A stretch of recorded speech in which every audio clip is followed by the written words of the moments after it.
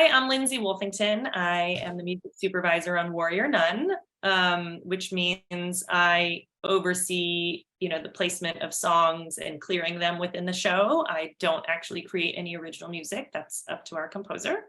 I got into this a long time ago. I worked in radio and kind of knew I didn't want to continue in that direction, and was a huge fan of the TV show Felicity at the time, which used a lot of great music that I hadn't heard of before. So I figured that must be somebody's job. I think I saw the credit music supervisor at the end of a film once, and moved to LA and decided that that was something I would love to pursue. And I ended up meeting with an alum from my college who worked at Disney and was like, I oversee TV shows like Alias and Felicity. And I was like, oh my gosh, Felicity is like the exact type of show I'd love to work on. I think they use really good music, and that's something I would love to do, assuming it's a job. And he told me it was a job, and he knew the women who did it. And so I started as an unpaid intern with Jennifer Pike and Madonna Wade Reed, who were a partnership called Daisy Music back then. And I worked for them for 4 years. I started the TV show One Tree Hill with them. And then when they decided to split up their partnership, I went out on my own and was able to keep working on One Tree Hill, which was amazing. We never knew if we were coming back, but the show ended up going for 9 seasons and used a ton of music, and it was super fun to work on. And I've been just kept on going after that. I'm just wondering, Lindsay, if somebody was interested in being a music supervisor, what are the key skills, or I guess the skills that you need to be a good music supervisor, do you think? Well, I think there's so there's 2 sides to the job. There's creative and business. So if you like doing both, it can be a good job for you. I feel like that appealed to me. There's a whole business side, right, where I'm clearing music and doing paperwork, like sending quote requests, following up with people to get that approval back to me when we know that we want to use a song, and then negotiating fees and making sure we stay on budget. I live in Excel sometimes, which I did not really learn in college. I learned at Daisy Music, but anyway, not that it's that hard. And then the other half is creative. And I think when it comes to creative, it's interesting. I teach a class in music supervision, and I teach the master's music supervision course at USC, Thornton School of Music. And we did like an alts assignment last night, which means an alt is like an alternative song, right? So like maybe they put in a song that you can't afford, or you've used it before, or it's not quite right.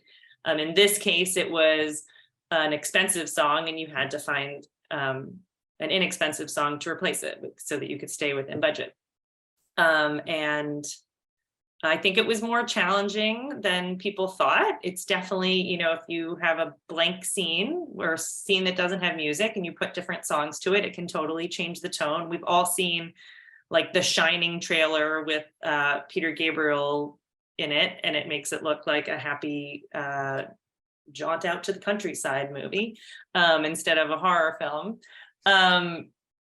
So I do think there's an instinct about matching the emotion on screen with a song. And, it's not, sometimes it can be tempting to just put in a song because the song is so good. And sometimes that does save the day. But really the story is king. So you have to be willing to put aside a little bit of ego and remember that like people need to hear this dialogue. So if your vocal is too distracting, then it's not right for the scene. And that you're matching an emotion, or sometimes you're trying to influence an emotion. Sometimes the scene that the actors did, it turned out to be really slow, or maybe like the topic, we need this scene for information, but it's not like the most interesting dialogue in the world. Can we put a little song underneath to like help keep it moving and, keep the pace up? Or maybe, you want to build chemistry. Even if actors have good chemistry together, like a great song underneath can amplify that.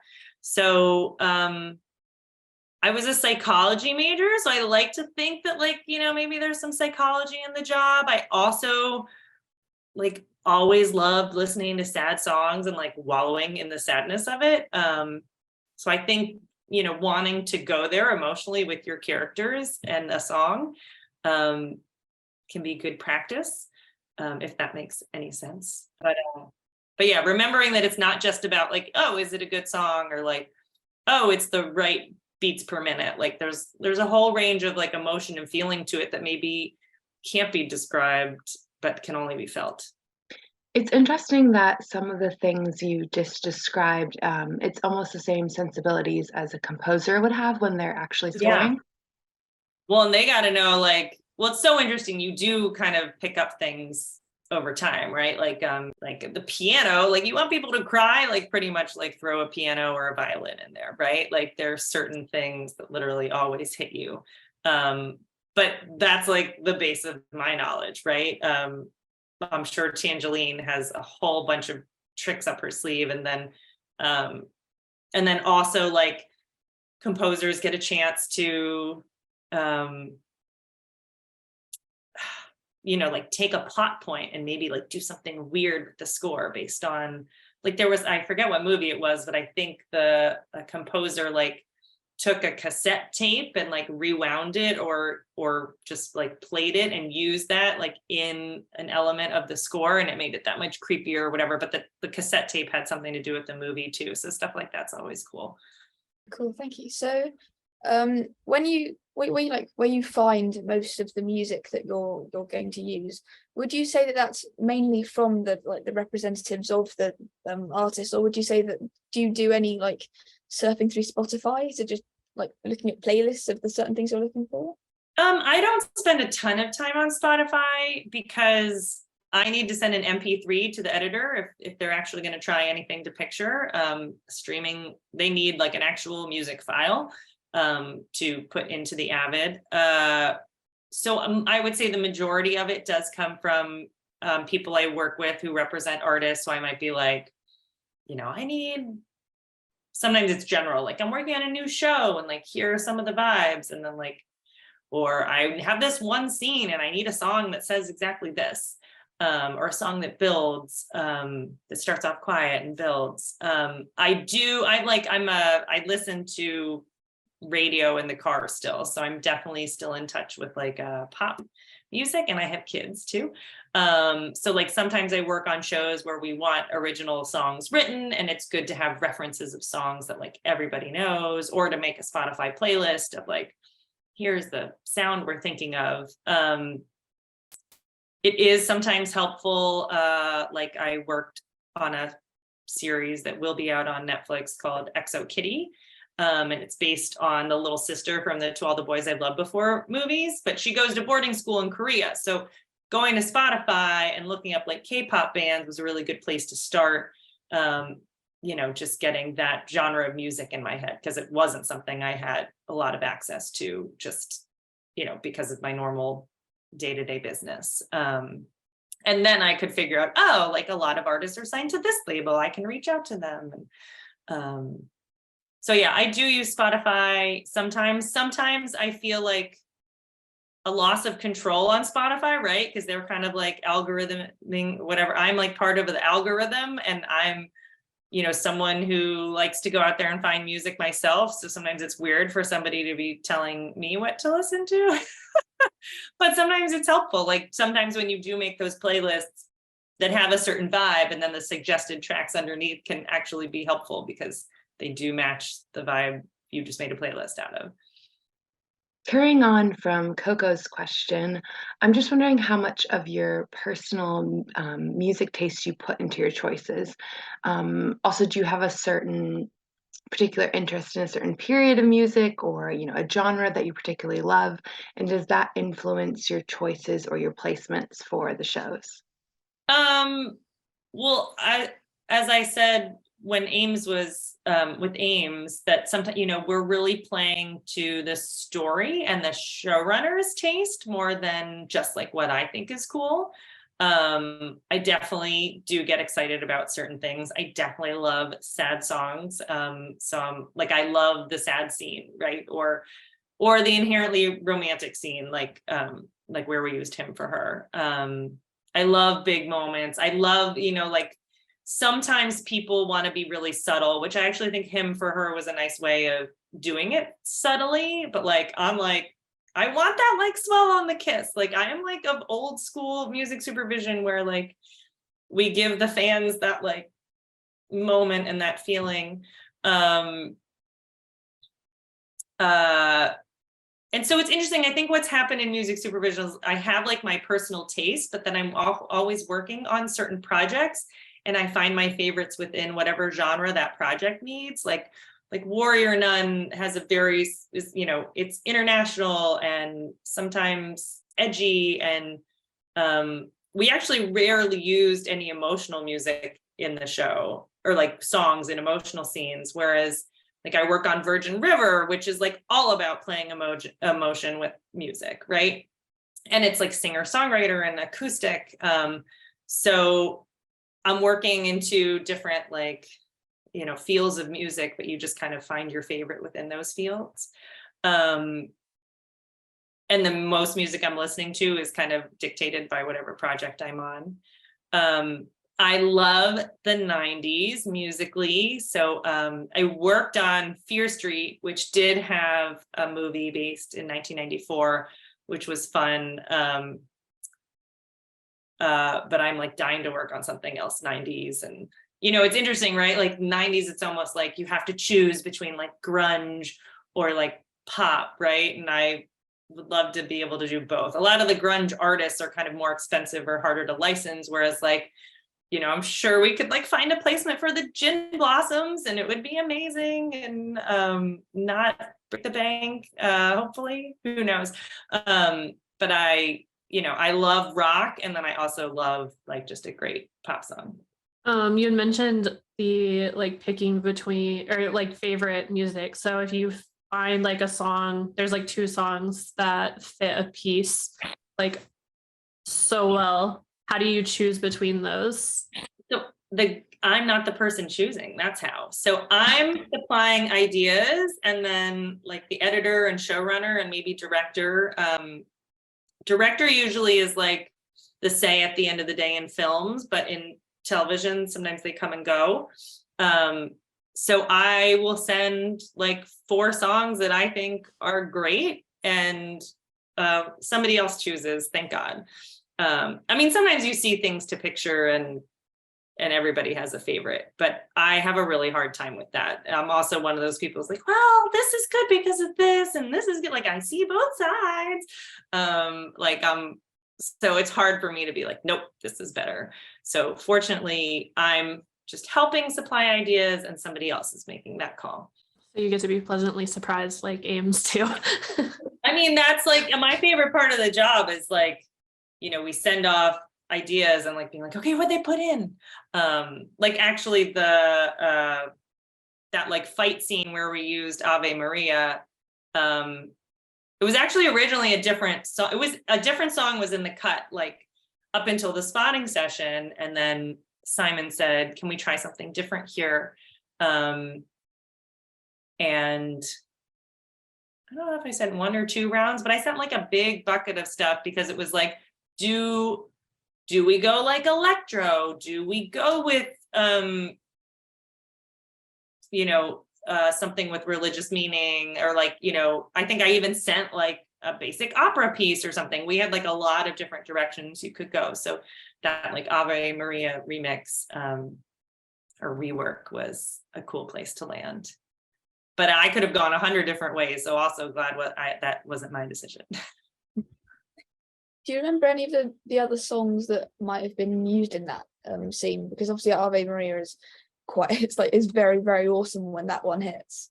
So like, do you remember what the other options were there? I don't remember the name of the song that was Temp in, but I also like it was a little bit slower. But it was a song I'd been trying to get in the show for a long time. I don't remember it. and then I make like folders, music files are kind of big. So I probably made a folder for this and I've deleted it since just to clear some space.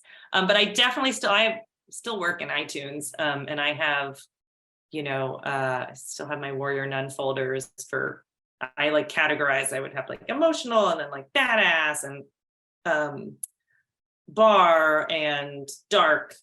So it was probably in the badass folder. It's a lot of stuff in the badass folder. I am very proud of my Warrior Nun badass folder. There's, we've probably only used like 5 of the songs in there, but there are hundreds. Would you be interested or to share us like a screenshot of that badass folder with us after the fact? Sure. Yeah. Okay. We'll just edit it in. I mean, you guys can make a Spotify folder off of my badass folder if you want. Yeah. Gladly. Well, the other thing in those folders also, like, I put a lot of stuff in there, not necessarily knowing what the need is going to be, right? So that's why so many songs end up in there, because you're like, well, what is the scene going to be when it comes up? And I want to just have options, Speaking of that, the song Darkest Hour. Oh, yeah. It starts the episode and it also ends the episode. You have no say in that, right? No, I mean, every once in a while you do, but that wasn't, I believe that was the editor's choice, or the editor did that and then people liked it. And so what was something that made you want to put that song in? I actually think I have to fully admit that song did not come from us. I think the editor pulled it. Unless we'd sent it like in a previous season, and I just remember we did not send it for that scene. The editor threw it in from a bin. So I can't really, I know that sounds like super uninteresting, especially as the music supervisor, but that happens sometimes too. But then would you have to go back and get the license for it? So I went and cleared it. Yeah, I went and cleared it. Okay. I just mean like, I didn't send the song. But yes, so like clearance wise, so we cleared it for 2 uses. And generally, knowing that when you go in for a request, you don't have to necessarily pay like this much for 1 and this much for 2. You're negotiating a fee because you want to use both.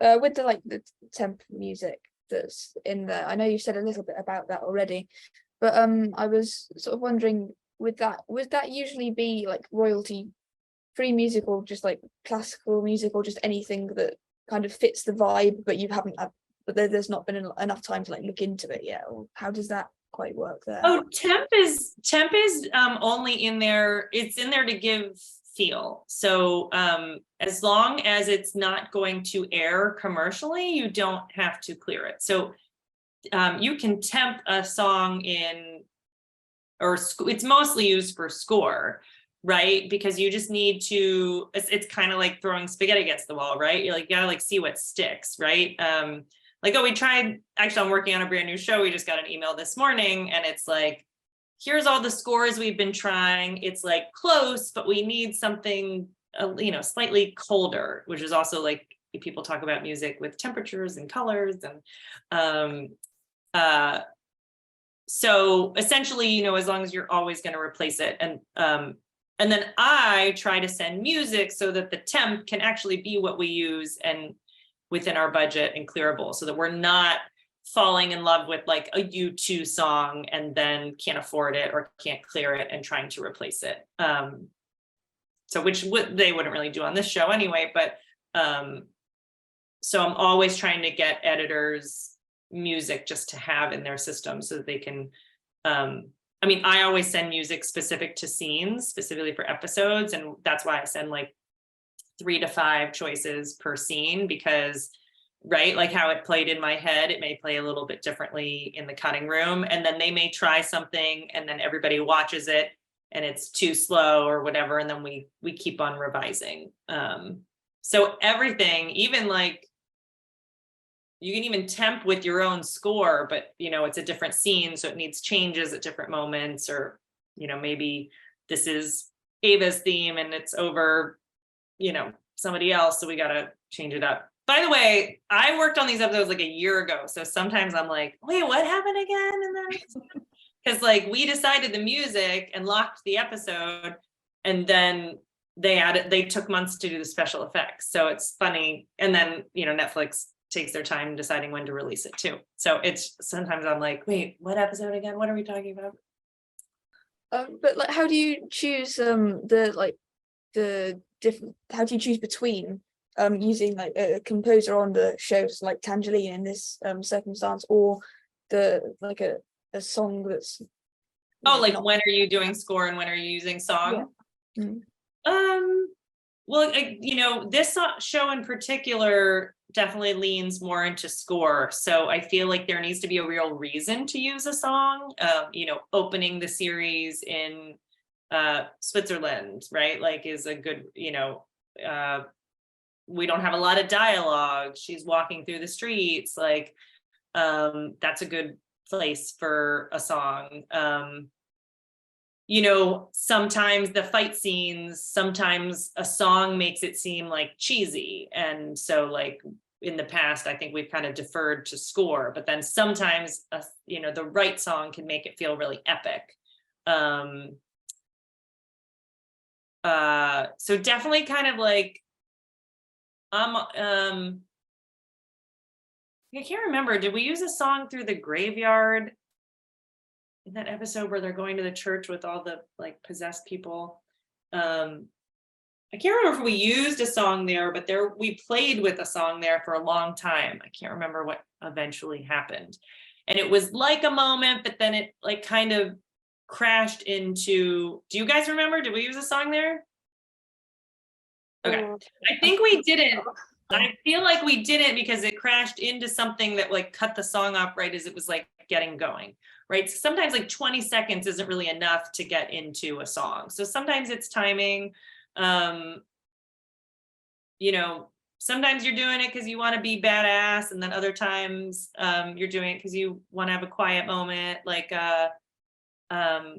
when Ava ran on the beach in the pilot, like that use is one of my favorites. And actually that song was taken out and replaced with something else at one point. And I was like, wait, I thought that was like perfect. And I literally said to Simon, I was like, I thought that was perfect. And he was like, oh, let's try it back in.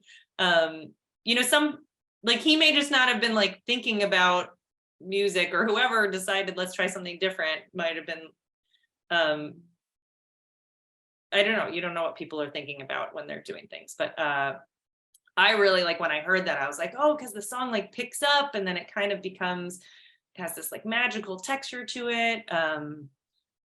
But you also could have gone more pure emotion. But for me, like that song got like Message to Bear is everything they do is emotional. But that was a place like we played a little bit. But for me, that felt like a song moment because there's not a lot of dialogue. There's like a ramp up and a moment. So again, it felt like a moment. The first time running for someone who's never walked before is like huge, right?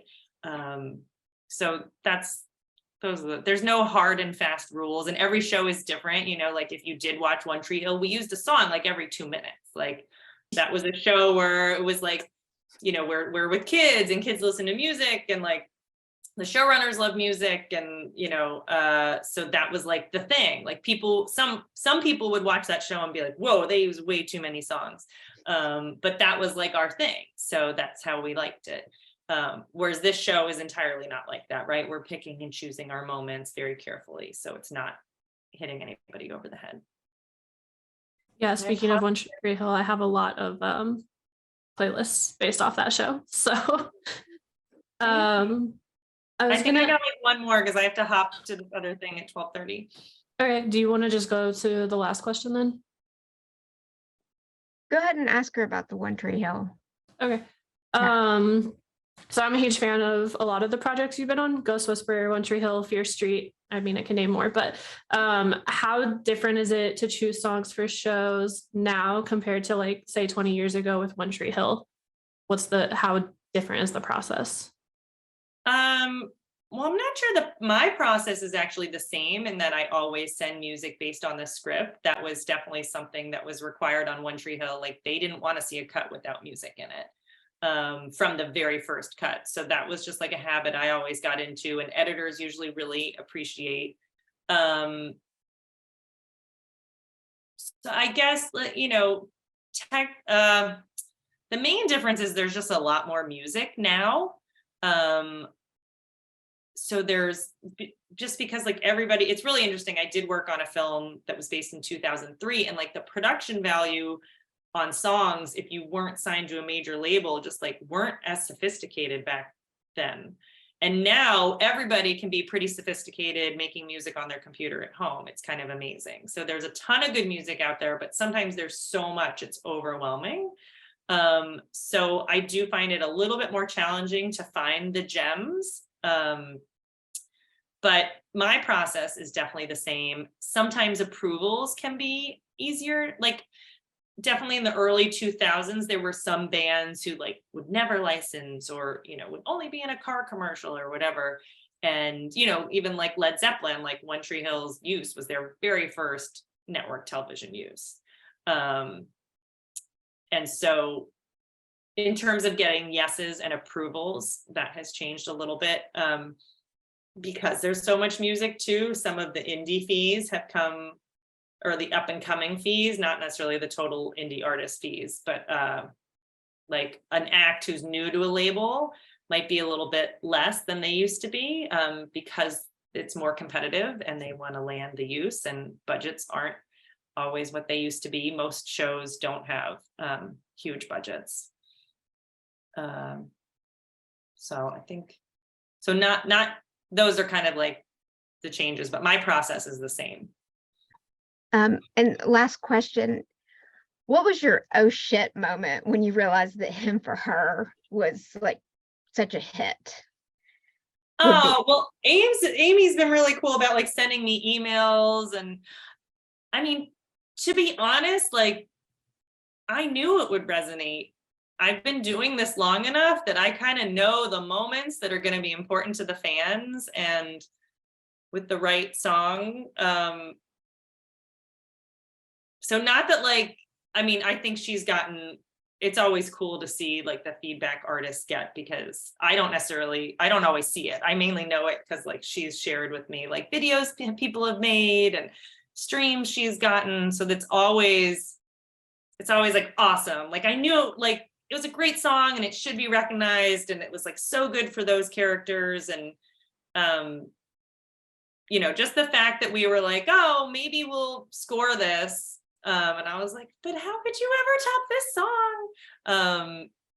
And that, you know, we did, and the fans really responded to it. Feels so good, and as it should be. I don't know. I'm a song lover, and I love those big moments in those songs that, like, you know, every time you hear it, you're going to think of them. And that's part of why I do what I do. So it's great. Thank you to all the fans who have gone out and supported Amy. And I'm so glad it like touched everybody as much as it did. Thank you for fighting for it. And thank you for helping bring Warrior Nun alive with finding this music for us. Oh, thanks. I mean, it's so collaborative. You know, when Simon told everybody that we weren't getting, he sent an email out to everybody to be like, we're not getting a season 3.